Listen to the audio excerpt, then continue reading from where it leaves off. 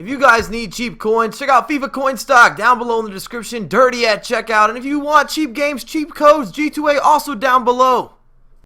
What's happening, beautiful people? My name is Dirty Mike and welcome to the advanced chip through ball tutorial. And if you guys enjoy the content, smash that like button, pass it around the community, show your friends so we get it going out to a much larger audience. It does take quite a bit of time to generate tutorial content.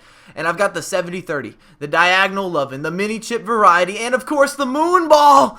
And also drop a comment, which tutorial do you want to see me knock out next? I'd like to get a couple done this week to get you guys some premium quality razzle dazzle. The 70-30 hype, and if you're unsure how to complete a chip through ball, it's LB plus Y on the Xbox or L1 plus triangle on the PlayStation. And in the first freeze frame, we've got an opportunity for a chip through ball, and I call this a 70-30 because if you have a fast striker, 70% of the time you're going to be able to beat the flat-footed center back and these types of 1v1s or circumstances where the back line is just a little bit flat. And here's another example. These are the most commonly scored goals with the chip through ball. They even have a center back a little bit ahead of me, but I know that in a 50-50, Doumbia is going to win a lot of those, and in this case, that's why I call it a 70-30. Even with a slower striker, you can just put it out there, give your oncoming attacker a chance to run onto the ball, and he's going to make you happy. We've got the diagonal LOVIN, another efficient way to score goals with the chip through ball. And as you can see in this first breakdown, we've got a winger, and he's kind of drifting in behind. You've got a fullback on your hip, but as you go in behind those center backs, only good things are going to happen. And whether your opponent has auto switch to manual or air balls only, this still equals up some sort of opportunity, whether it's a 1v1 or just getting a shot on target. And that was in the 90th minute. That was big. It's kind of a game flaw in a way. I feel like FIFA or EA made some mistakes with the new patch, especially with chip through ball. Second example, we just got that diagonal angle.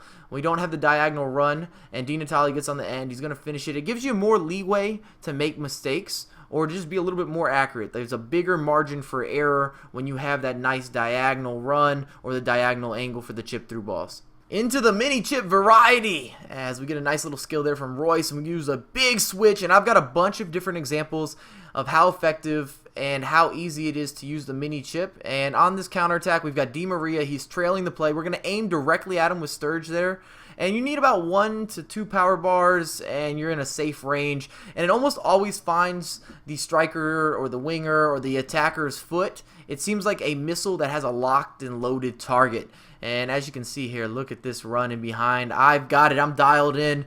And we're going to facilitate first time, and we get the goal. We're up 2-1, 10th minute, and we're ready to go ahead and roast and toast and coast to victory.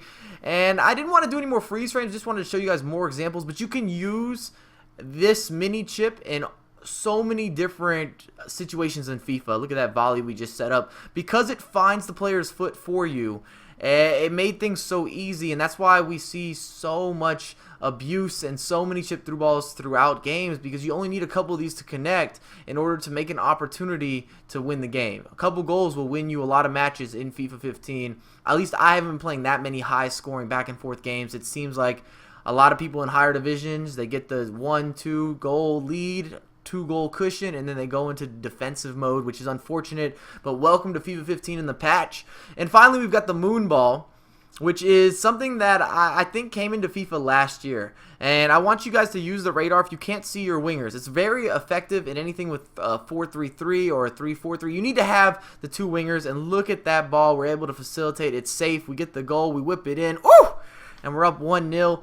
And I really enjoy using the MOONBALL. I don't want to abuse it, but I do enjoy having it in my back pocket because it makes people have to play honest. Here we go. We got Sherla open. We go ahead and hit him with a MOONBALL, and we're able to header that into the back of the net. When you play against opponents that are very high pressure, it's good to be able to punish them for being too aggressive, and that's kind of where the MOONBALL can be one of those techniques or things you just gotta have in your arsenal just to catch them sliding from here and there. I wouldn't use it all game long, but if you guys enjoyed the content, make sure to drop a thumbs up, subscribe to my channel, follow me on Twitter and Facebook at Dirty Mike USA, and I have a lot more content coming for you ASAP.